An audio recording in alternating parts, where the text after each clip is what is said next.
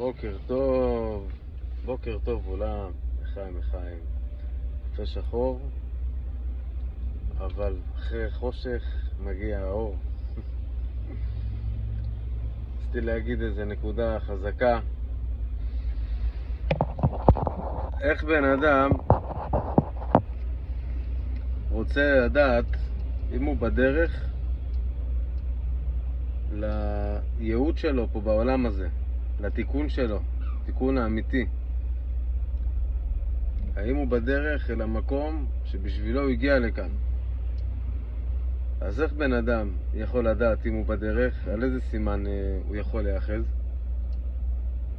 על סימן שאם בן אדם רואה את עצמו חי בחיים של רק לקחת, של רק אני, אז שידע שהוא לא בכיוון הנכון.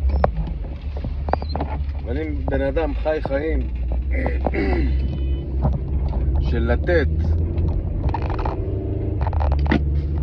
בא כדי לתת, הוא רואה שהוא משפיע, אז שהוא ידע שהוא בכיוון ושימשיך בדרך הזאת, כי זה המטרה שלשמה כל אחד יגיע לכאן.